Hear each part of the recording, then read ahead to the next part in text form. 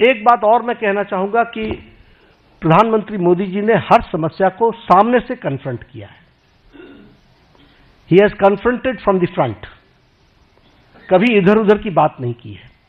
और आज मैं इसकी चर्चा जरूर करना चाहूंगा और आपको याद दिलाना चाहूंगा। एग्जाम्पल्स मेरे पास बहुत है, लेकिन जब उरी की घटना घटी तो प्रधानमंत्री जी ने अपने भाषण में कहा था, इसका जवाब दिया जाएगा। For the first time a prime minister ने अपने दुश्मन को सीधा सीधा संकेत किया। यह पहली बार किसी प्रधानमंत्री ने किया।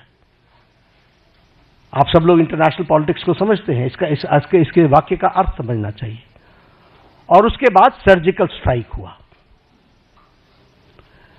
जब पुलवामा की घटना घटी तो आप शब्द याद कीजिए, प्रधानमंत्री जी ने कहा था कि तुमने बहुत बड़ी गलती कर दी है, इसका खमियाजा तुमको भुगतना पड़ेगा।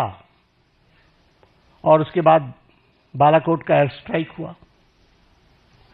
इस बार बिहार में पटना में, सीवान था शायद, मधुबनी में उन्होंने क्या कहा?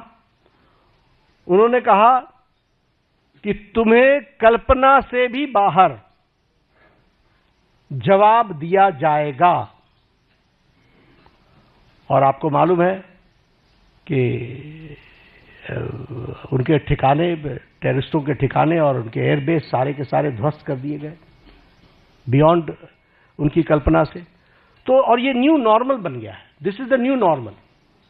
प्रधानमंत्री जी ने इस कन्फ्रंट करते हुए सामने से कहा है, एक स्पष्ट रूप में कहा है कि कोई भी टेररिस्ट घटना को एक्ट ऑफ वॉर समझा जाएगा। और साफ कहा है कि ये न्यूक्लियर वॉर की गीदड़ भभकी बंद करो। और साफ कहा है कि टेररिस्ट और टेररिस्ट को संरक्षण देने वाले में अंतर नहीं समझा जाएगा। तो हमें समझना चाहिए कि हम, चाहे वो कोरोना की घटना हो, चाहे वो टेररिज्म की घटना हो, किसी भी घटना को कन्फ्रंट इस सरकार ने पिछले 11 सालों में सामने से किया है और उसका मुंहतोड़ जवाब दिया है। अगर मैं लेफ्ट विंग टेररिज्म की लेफ्ट विंग एक्सट्रीमिज्म की बात करूं, नक्सलाइट्स की बात करूं, मैं 6 साल छत्तीसगढ़ का प्रभारी रहा हूं। मैंने कोंटा, सुकमा, बीजापुर, नारायणपुर, दंतेवाड़ा, ये सारे डिस्ट्रिक्ट्स घूमे हुए हैं, अच्छे तरीके से नाइट स्टे किया है। मुझे मालूम है कि नक्सलाइट प्रोन एरिया की हालत क्या होती है। लेकिन आपको जानकर के खुशी होगी कि affected districts have declined from 126 to 18 districts. और सारे top left wing extremist leaders eliminate हो चुके हैं। और हमारा रिडक्शन ऑफ वायलेंस 53% है।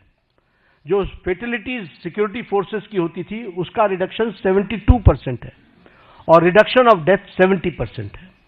तो लगभग हम उसको समाप्त करने की ओर आगे बढ़ चुके हैं। एक समय था कि एक डिफेंस मिनिस्टर ये कहते थे कि हम बॉर्डर के रोड्स इसलिए नहीं बनाते हैं ताकि दुश्मनों को आने का मौका न मिले।